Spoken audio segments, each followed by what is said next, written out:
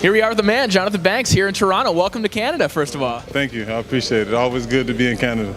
You've been doing some sparring with Jordan Schimmel here, and he was talking about how you've kind of become a mentor to him as well. What are your thoughts on Jordan and his prospects moving up? Wow, he said I've become a mentor to him. That's a great honor for me because he's a highly decorated amateur.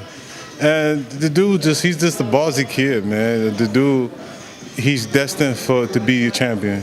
And you could tell when you talk to him. You could tell when you're in the ring boxing. He's no quit in him. And that's the reason I've been around him for so many years, because I noticed that, you know what, when you want to fight and you want to be good, you must get the best sparring. And Jordan is one of the top prospects. That's the reason I am signed, because he's one of the top prospects. Now, he was working southpaw a little bit, obviously, getting you set for your fight on December 11th. Is it tough to go through a training camp a second time for the same guy, though, as you are for Tarver? Yeah, it is. It is. But think about it, this is my fourth training camp for the same person. Right.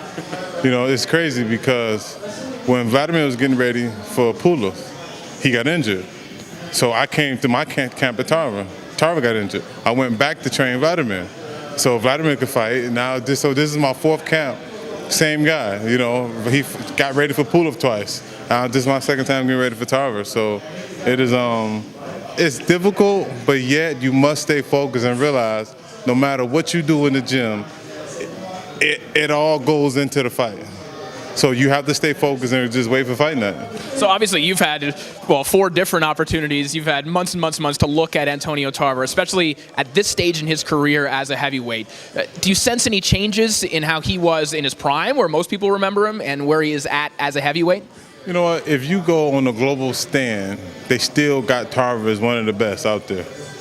So one thing the late, great Emmanuel Stewart always told me, he said, everybody ain't lying. He said, if everybody's saying it, there must be something to it. Whether you believe it or not, that's one thing, but it still must be something to it. Tarver got a good legacy. He got a bronze medal at the Olympics. He became the unified light heavyweight champion of the world, undisputed basically. And he just he had a lot of success in his career. And at this stage of his career as a heavyweight, this is the perfect time for someone to underestimate him, in my opinion. This is the perfect time for someone to underestimate him. And must understand that Johnathon would never underestimate an opponent, ever. I won't underestimate him. I expect a hard fight. That's the reason I get the best sparring partners I can get, because I expect a hard fight. Now, if I didn't expect a hard fight, then I'll be showing up a week before the fight, like, oh, whatever. Let's go fight on TV and go home or something. But no, I expect a very tough fight. Tarver's a slick guy. You've seen him millions of times, man. He's a slick guy. He knows how to win the rounds. And he knows how to catch you with shots you don't see coming and hurt you. And he knows how to finish you if he gets you hurt.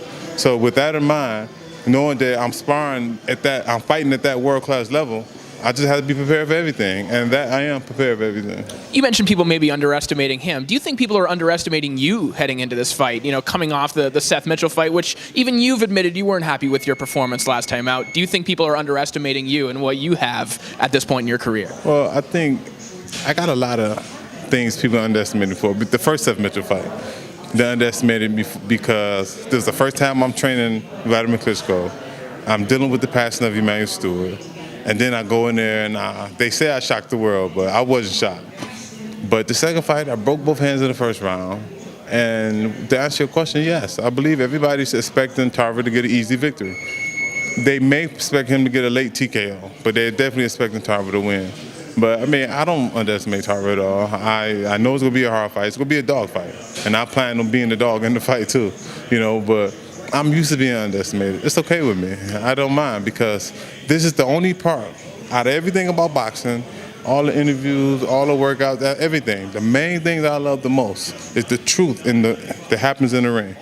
Because no matter what you do, no matter what I say, no matter what Tarver say, once that bell ring, the world will see what's going to really happen. And that's what I love about it. So underestimate them? No. Do I think that they underestimate me? Of course. Of course I do.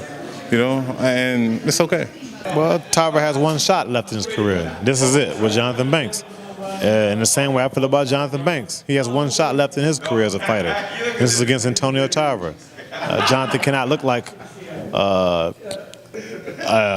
just a regular guy in there. He has to look sensational against Antonio Tarver for his career to move forward. And Antonio Tarver can just beat Johnathon and move forward. So Jonathan has to work extra hard to win this fight when Antonio Tarver can just get by with a win because he beat a younger guy, you know, a guy that's still with a popular name. And this moves him forward, but Jonathan has to be extra exciting. He has to work extra hard. What is your relationship like with Johnathon now that he is also a full-time trainer? You know, is he able to kind of lay back and just listen to you as, you know, working with you as his trainer, or is there a time when you guys kind of go back and forth and he gives some ideas and you bounce stuff off one another? No, we don't bounce anything off each other like that. When he's being trained, he's being trained. And that's something that we do. I mean, turn off the trainer part of you to be trained because it doesn't work. And we've had that, I guess, experience before with this. So, you know, this is we've been working together a few times since he's trained Vladimir. But yeah, that hat goes off. I don't want to see any of that because it doesn't work. Yeah, you can't train yourself. All right, well, we're looking forward to another couple of Kronk fighters getting their hands raised in the coming weeks, so best of luck. Yeah, Anthony Burns is also fighting December the 11th in Detroit, Michigan. So there's another one, Kronk fighter. So you have two within 1 week. No, three, I'm sorry, three within 1 week when they're all training here together, which is good. I mean, this is a good camp. Everybody's in camp is fighting. Jordan Schimmel, he's got a fight coming up on the 12th. At some time in this camp, I'll have Adonis Stevenson and Jonathan Banks box each other. I need a big, strong guy. Jonathan needs some more southpaw work.